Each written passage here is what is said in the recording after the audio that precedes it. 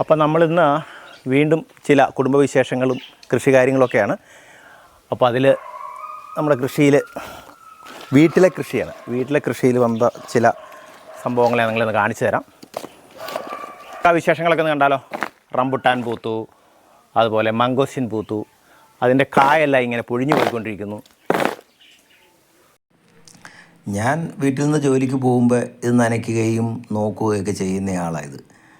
എന്നും എന്നോട് പരിഭവം പറയും, ഇതിനകത്തുനിന്ന് ഇങ്ങനെ കാ പൊഴിയുന്നുണ്ട്. എന്തെങ്കിലും മരുന്നൊക്കെ അടിക്കാനാണ് പറയുന്നത്. എന്ത് മരുന്നടിച്ചാലാ? ഇതാണ് ഇപ്പോൾ ഓരോ മുട്ടിനും ഈ മംഗോസ്റ്റിൻ ഉണ്ടായിട്ടുണ്ട്. ചിലതൊക്കെ വളർന്ന് നല്ല പരുവം മുഴുത്ത കായായിട്ടൊക്കെ വരുന്നുണ്ട്. മുഴുത്ത കായായിരിക്കുമ്പോഴും ഈ സാധനം ചിലപ്പോൾ പൊഴിഞ്ഞു കിടന്നുണ്ട്. കായ അല്പം പൊഴിഞ്ഞു പോയാലും ഈ കൊടും ചൂടിൽ നല്ല തണുപ്പാണ് ഇതിൻ്റെ ചുവട്ടിൽ. വീട്ടിൽ തിണ്ണൽ വന്നങ്ങ് ഇരിക്കുമ്പോൾ നല്ല കുളിർ കാറ്റും തണുപ്പൊക്കെ വരുന്നുണ്ട്. പിന്നെ ഞങ്ങളുടെ ഡിങ്കിരി ഇതിൻ്റെ ചുവട്ടിലാണ് സ്ഥിരം. ഡിങ്കിരി എന്ന് പറയുന്നത് ഇവിടുത്തെ നായ്ക്കുട്ടി കേട്ടോ. അതിൻ്റെ ചുവട്ടിൽ വന്നിരുന്ന് അത് കുറച്ച് നേരം മണ്ണിളക്കി അതിൻ്റെ അത് കിടക്കുന്നതൊക്കെ കാണും. അപ്പോൾ നല്ല തണുപ്പുള്ളതുകൊണ്ടാണ്. പിന്നെ ചെറിയൊരു കുളം സെറ്റ് ചെയ്തിട്ടുണ്ട്. അതിനകത്ത് കുറച്ച് നട്ടർ സിലോപ്പിയൊക്കെ കിടപ്പുണ്ട്. ഒരു മട്ടം മുഴുത്ത മീനാണ് കേട്ടോ. പക്ഷെ കാഴ്ചയ്ക്ക് വേണ്ടിയാണ്, പിടിച്ച് കറി വയ്ക്കാനൊന്നുമല്ല. നമ്മൾ വളർത്തുന്ന മീൻ നമ്മൾ തന്നെ പിടിച്ച് കറി വയ്ക്കുക എന്ന് പറഞ്ഞാൽ മനസ്സ് സമ്മതിക്കുന്നില്ല. കാരണം നമ്മളെന്നും അതിനെ സ്നേഹിക്കുകയും കാണുകയും തൊടുകയും പിടിക്കുകയൊക്കെ ചെയ്യുന്നതല്ലേ. അതിവിടുത്തെ വളർത്തുമൃഗങ്ങളോ അല്ലെങ്കിൽ പക്ഷികളോ ഒക്കെ എന്താണെങ്കിലും അതിനെ നമുക്ക് ഒരു മനുഷ്യനോട് താരതമ്യപ്പെടുത്തിയാണ് ഇവിടെ കൊണ്ടു നടക്കുന്നത്.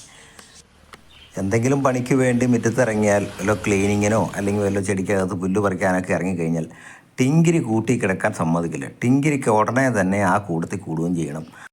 ഈ കുളത്തിലെ വെള്ളം അങ്ങോട്ട് കോരി ഒഴിക്കുമ്പോൾ മീനൊക്കെ തെറിച്ച് പോകട്ടോ. അതൊക്കെ കാണിച്ചു തരുന്നത് ടിങ്കിരി തന്നെയാണ്. അപ്പോൾ ടിങ്കിരിയെ കൂട്ടത്തിൽ കൂടുന്നതിൽ നമുക്കൊരു സന്തോഷമുണ്ട്.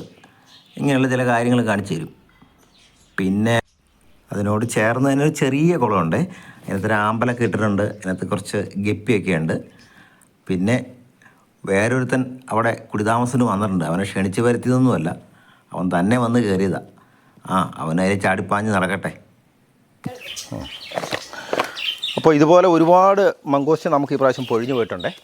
ഒത്തിരി പൊഴിഞ്ഞു പോയത്. ഡെയിലി ഇത്രച്ചൊക്കെ പോകുന്നുണ്ട്. അപ്പോൾ ഇതൊക്കെ 1 കിലോയ്ക്ക് 400 രൂപ 300 രൂപയൊക്കെ വില കിട്ടുന്ന സാധനം ഇങ്ങനെ പൊഴിഞ്ഞു പോകുമ്പോൾ സത്യം പറഞ്ഞാൽ ദുഃഖമുണ്ട് ഒരു കർഷകൻ എന്ന രീതിയിൽ. നമുക്കിതിന് പ്രതിവിധിയായിട്ടൊരു മാർഗ്ഗവും ഞാൻ കാണുന്നില്ല.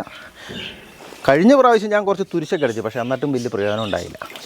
എല്ലാ ദിവസവും ഇത്രശം വീതം ചാടും. മംഗോസ്റ്റിൻ ഈ പ്രാവശ്യം നന്നായിട്ട് പൂത്തിട്ടുണ്ട്. മംഗോസ്റ്റാണോ അത്? മംഗോസ്റ്റിൻ അല്ല, റംബുട്ടാൻ നന്നായിട്ട് പൂത്തിട്ടുണ്ട് ഈ പ്രാവശ്യം. പുഴുക്കൂടൊക്കെ വന്നിട്ടുണ്ട്. നമ്മൾ അതൊക്കെ ഇടയ്ക്കൊന്ന് ക്ലീൻ ചെയ്ത് കൊടുക്കാം. ഇങ്ങനെ കുഴപ്പമെന്ന് വെച്ച് കഴിഞ്ഞാൽ ചിലപ്പോൾ അവൻ മതി നമുക്കിട്ട് പണി തരാം. ഇതുണ്ട് ഇത്രയും നല്ല ഭംഗിയായിട്ടൊക്കെയാണ് ഈ പ്രാവശ്യം പൂത്തേക്കുന്നത്. എല്ലാ വർഷവും ഇതുപോലെ പൂക്കുന്നുണ്ട്, കായ പിടിക്കുന്നുണ്ട്, ഇഷ്ടം പോലെ കായ ഉണ്ടാവും. പക്ഷേ എല്ലാം ഇതിങ്ങനെ പൊഴിഞ്ഞു പോവും. മംഗോസ്റ്റിനും പൊഴിയും, റംബുട്ടാനും പൊഴിയും. ഇതിനെന്തെങ്കിലും പ്രതിവിധിയൊക്കെ ഉണ്ടെങ്കിൽ നിങ്ങളൊന്ന് കമൻറ്റ് ബോക്സിൽ പറയുകയാണെങ്കിൽ ഉപകാരമായിരുന്നേ. കഴിഞ്ഞ പ്രാവശ്യം ഇതുപോലെ 1-2 സുഹൃത്തുക്കൾ ഒരു അഭിപ്രായം പറഞ്ഞു, കുമ്മായം ഇട്ടാൽ മതി, അതുപോലെ തന്നെ ഫൈട്രാൻ എന്ന് പറയുന്ന കീടനാശിനി അടിച്ച് കൊടുത്താൽ മതി, തുരിശടിച്ച് കൊടുത്താൽ മതി എന്നൊക്കെ പറഞ്ഞു. ഇതൊക്കെ ഞാൻ പരീക്ഷിച്ചു. പക്ഷെ പൊഴിഞ്ഞു പോകുന്നതിന് ഒരു കുറവുമില്ല.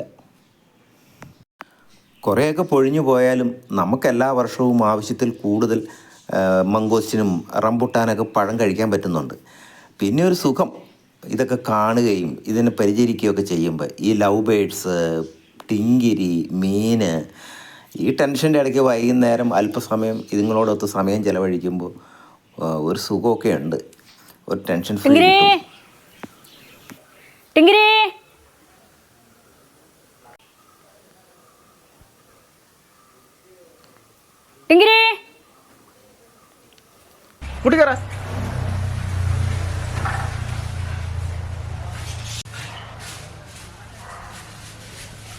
അപ്പോൾ മറ്റൊരു കൃഷി വിശേഷവുമായിട്ട് നമുക്ക് അടുത്ത ദിവസം വീണ്ടും കണ്ടുമുട്ടാം. നിങ്ങൾ ഫേസ്ബുക്കിലാണ് ഈ വീഡിയോ കാണണമെങ്കിൽ തീർച്ചയായിട്ടും ഫോളോ ചെയ്യാൻ മറക്കരുത്. യൂട്യൂബിലാണെങ്കിൽ സബ്സ്ക്രൈബ് ചെയ്യാൻ. ഓക്കെ.